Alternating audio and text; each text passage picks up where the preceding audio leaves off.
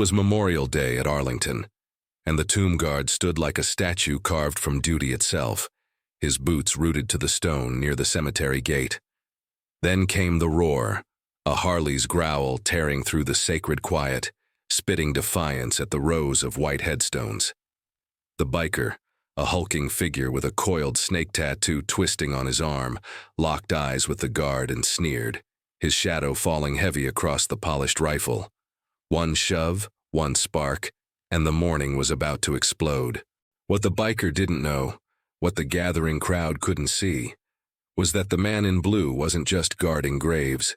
He was carrying a promise forged in blood.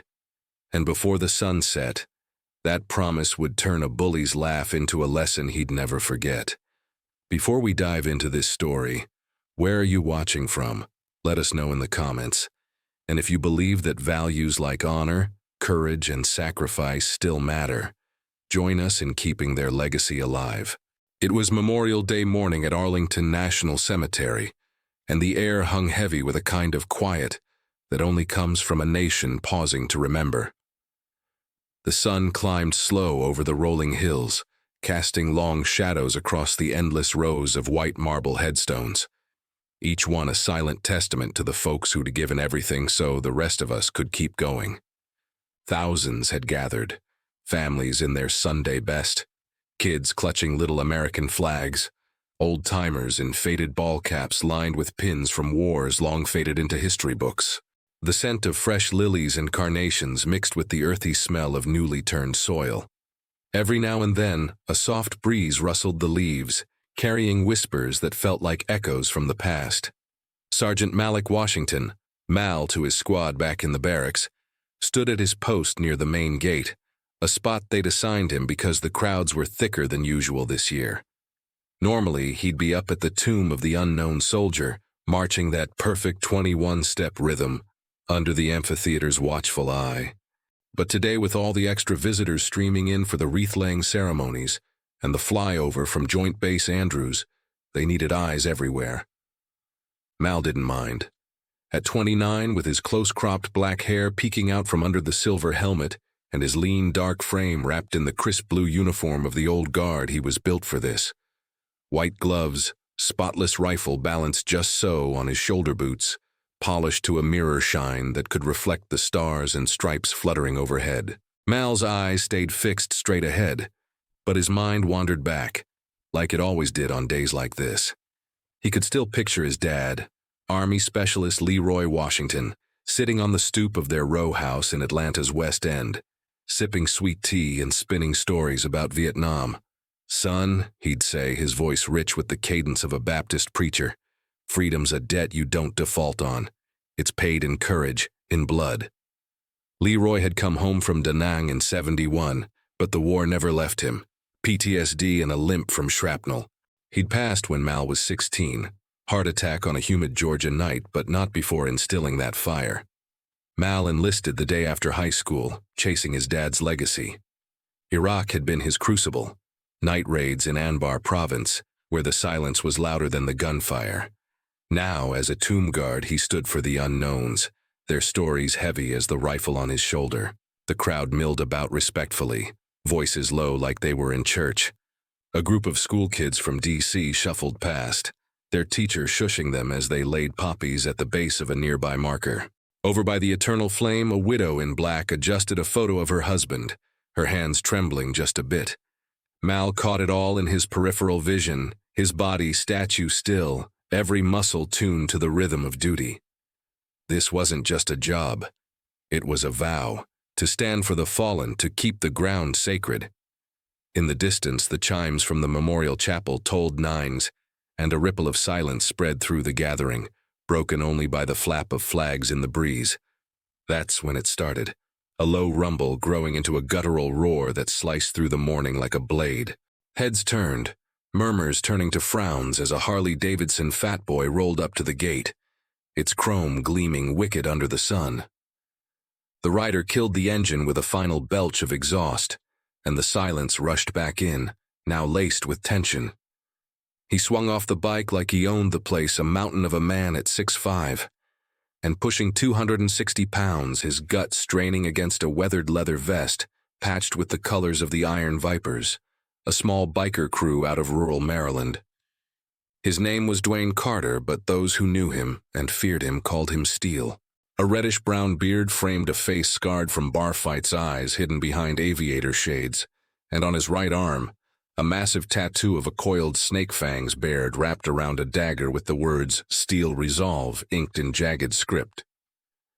Dwayne spat a wad of chew onto the pavement dangerously close to a headstone and lit a cigarette, the Zippo's flame flickering like a challenge. He scanned the crowd with a smirk that said he'd seen softer targets at truck stop brawls.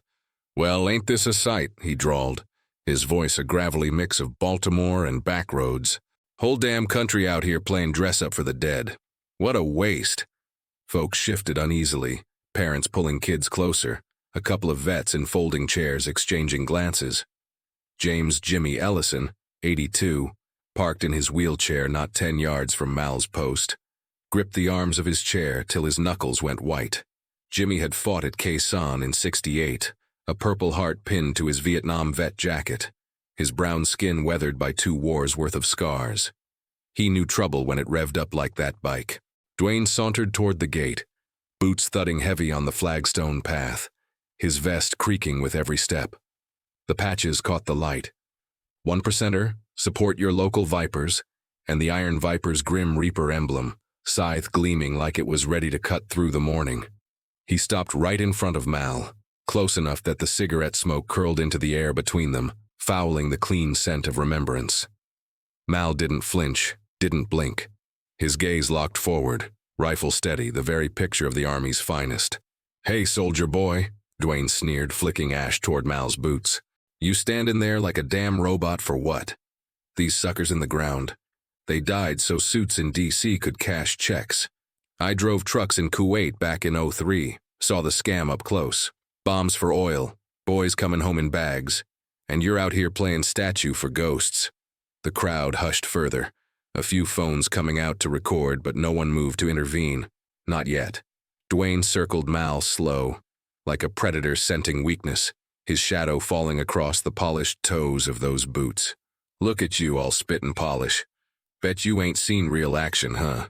Just parade ground pretty, garden dirt for a paycheck. My Vipers, we ride free. No rules, no chains, that's America, brother." Mal's jaw tightened imperceptibly, the only crack in his armor. Inside, it burned. Dwayne's words echoed the doubts that had crept in after his last deployment, when he'd come home to a country that sometimes forgot its soldiers. But his dad's voice cut through. "Stand tall, son. Let your roots hold you steady." Mal held the line, breath even, heart steady as a drum. Dwayne laughed, a bark that echoed off the headstones like a gunshot. "Nothing? Cat got your tongue, soldier boy? Or you just scared to admit it? Whole system's rotten, starting with clowns like you." He stepped closer, invading the sacred space, his bulk looming. Jimmy leaned forward in his chair, muttering under his breath, "Easy now, son. This ain't the place." But Dwayne shot him a glare that could stop a clock. "Stay out of it, old man. Your war's dust. Mine's still burning." The tension coiled tighter, the crowd frozen in that awful moment before a storm breaks.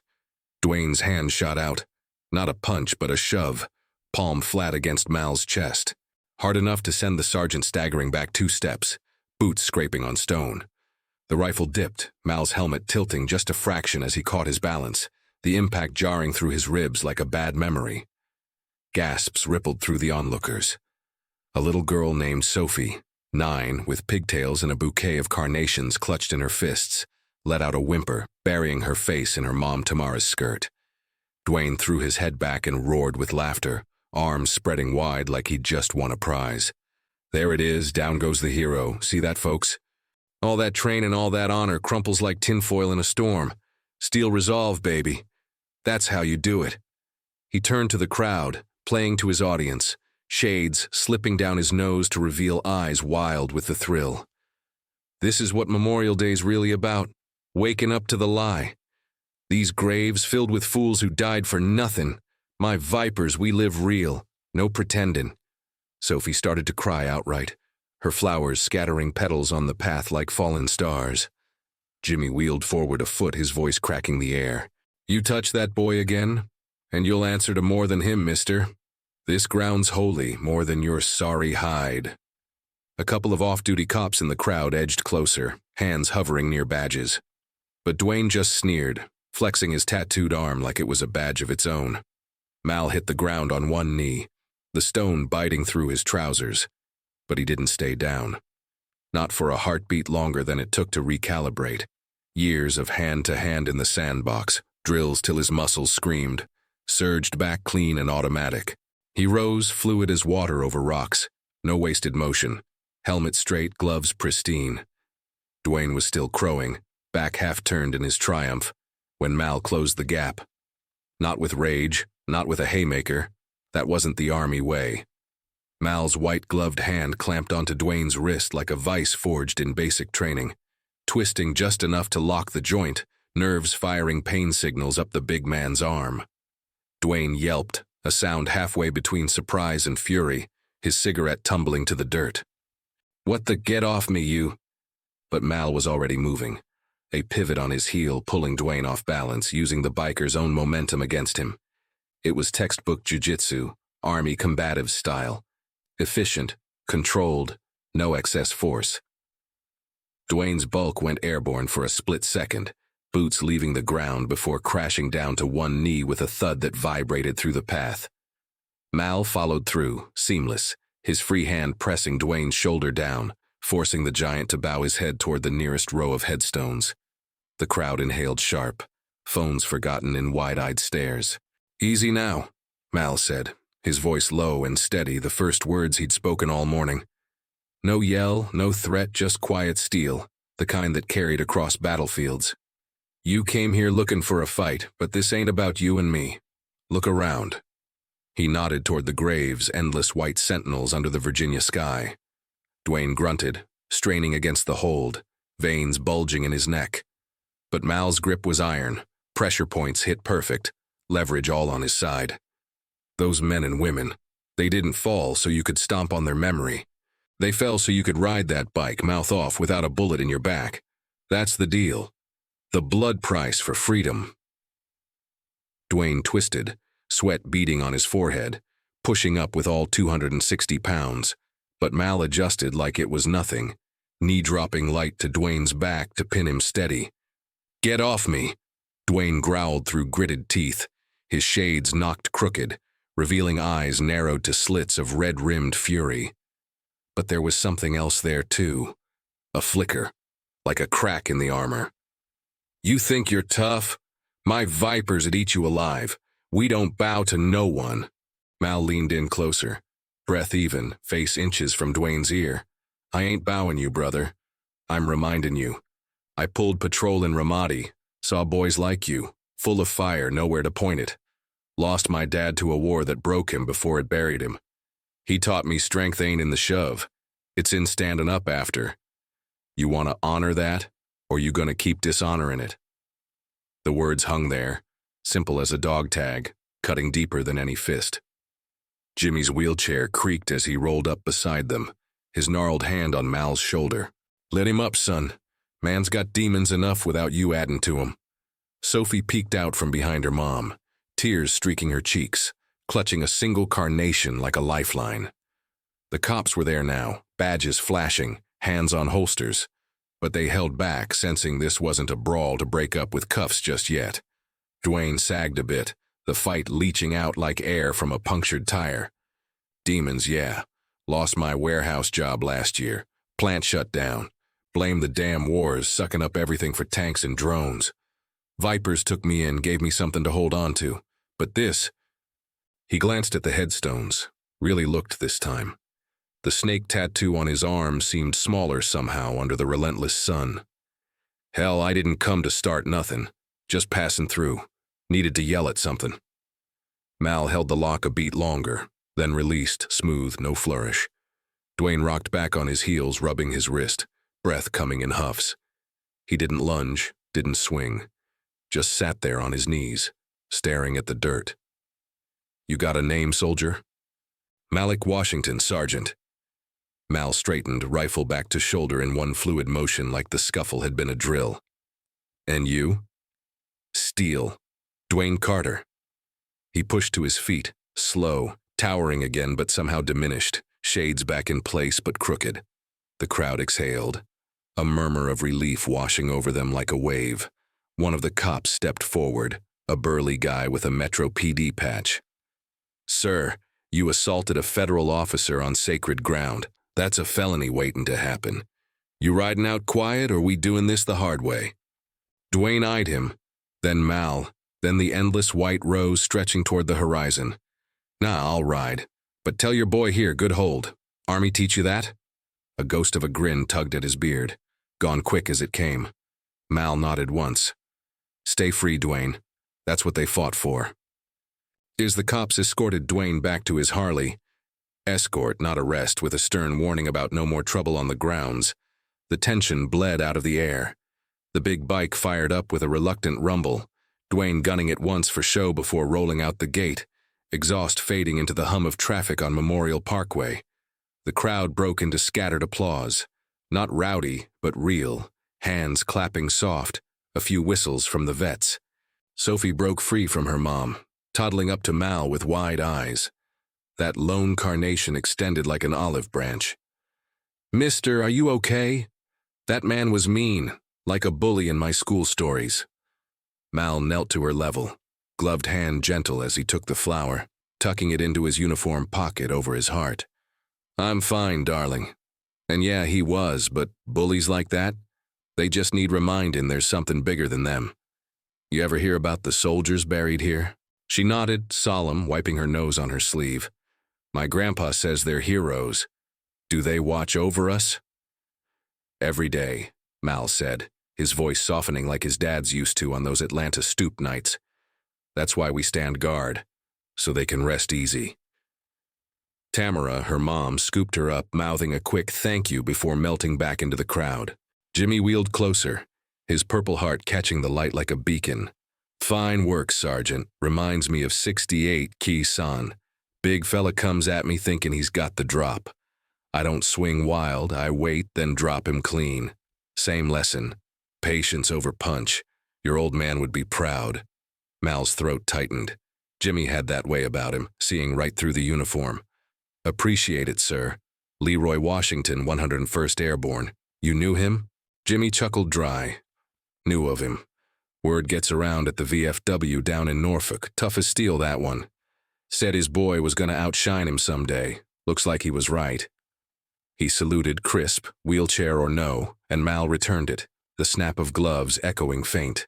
As the crowd thinned out toward the amphitheater for the main ceremony, the band striking up God Bless America in the distance, Mal resumed his post, boots planted firm, rifle aligned, helmet gleaming.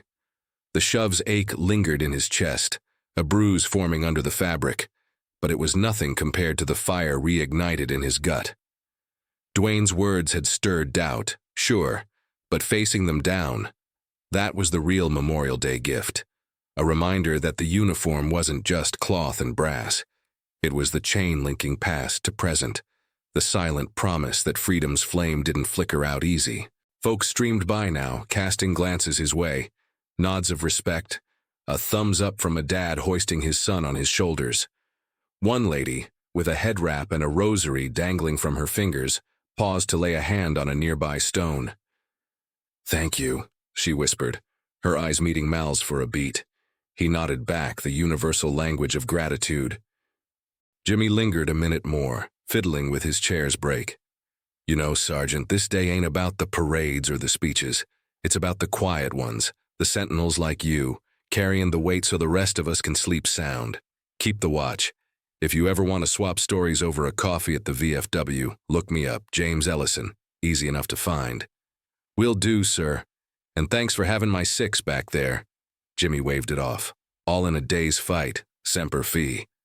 He wheeled away, joining a cluster of old-timers swapping war yarns under a shady oak. The sun climbed higher, baking the paths, but Mal didn't sweat it. Perseverance was part of the gig. Sophie and Tamara passed again on their way out, the girl waving shy from her mom's arms.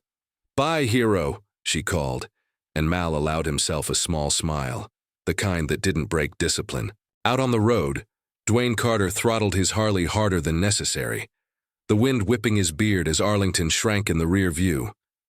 That hold, clean, no hate in it, stuck with him like grit in a chain. His vipers would laugh if he told them, call it going soft. But as the miles blurred, he couldn't shake the image of those headstones, row on row, staring back unblinking. Maybe tomorrow he'd ditch the shades, pay a visit to his cousin's grave up in Baltimore. Unmarked, sure, but real enough. Steel resolve? Maybe it was time to bend a little. Back at the gate, as the crowd swelled again for the afternoon wreath, Mal stood unchanging. The shove was already fading to story, one he'd tell over beers with his squad, laughing about the big lug who learned quick. But deeper, it etched something permanent. Duty wasn't fragile. It was the spine of the nation holding straight against whatever storm blew in. And so the day wore on, Memorial Day unfolding in its rhythm of remembrance. Families picnicked on the grass edges, sharing PB&Js and tales of grandpas who'd liberated villages or held the line in deserts. Jets thundered overhead in the missing man formation, a single F-16 peeling away into the blue, a hollow in the sky for the ones not there. Mal caught the vapor trails, his gaze tracking them till they dissolved, then snapping back to forward. In the quiet stretches between visitors, his mind drifted to his dad again. Sunday barbecues in the backyard, the smell of ribs on the grill, gospel music drifting from the radio, Leroy hoisting Mal on his shoulders to watch fireworks over Stone Mountain. See that, son? That's what we fight for, the spark that lights the dark. Gone too soon, but the lesson stuck. Mal touched the carnation in his pocket, petals soft against his fingers through the glove. Sophie'd get it someday. How heroes weren't caped crusaders, but everyday folks in uniform, standing post when the world got loud. As the afternoon tipped toward evening, the crowds began to ebb, cars snaking out toward I-395, horns honking light in the golden light. Jimmy rolled by one last time, tipping his cap. Hold the line, Sergeant. We'll raise a glass to Leroy tonight. You got it. Mal's voice carried steady, a bridge across the years. The sun dipped low, painting the headstones in hues of amber and rose, long shadows merging into one vast blanket over the hills. Mal's relief was due any minute, another guard to spell him, but he wouldn't budge till the handoff. That's how it worked. Seamless. Eternal. In the hush that settled as the day wound down, Mal let his thoughts roam free for a spell. Arlington wasn't just graves. It was the heartbeat of America. Diverse faces, shared sacrifices, a tapestry woven from threads of every color and creed. Dwayne, with his ink and his anger, was part of that too, twisted as it was, a chance to straighten, or at least pause. That's what Memorial Day offered. Not just mourning, but mercy. A shot at redemption under the same flag that covered the coffins. The chimes told 6, and his relief appeared. Sergeant Ramirez, as crisp as ever, rifle at the ready. They exchanged a silent nod, the watch passing like a baton in a relay that never ended. Mal stepped off the stone, muscles uncoiling slow, the ache in his chest a badge he'd wear proud. Walking the path toward the barracks, carnation still tucked close, Mal glanced back once. The gate stood empty now, but the presence lingered, the silent sentinels, the living ones, all holding the line. In that moment he heard it clear as a bugle, his dad's voice on the wind. Well done, son, keep standing. And he would, dawn till dusk, storm or shine, because in the end, that's what made America unbreakable. Not the muscle or the machines, but the will to remember, to respect, to rise. Next Memorial Day, when you find yourself at a cemetery or a parade, pause for that extra beat. Lay a flower, share a story, or just stand still. Honor the ones who can't. And remember, in the quiet of Arlington, every shadow tells a tale of strength we all carry. We're the guardians now, for them, for each other, for the promise that endures.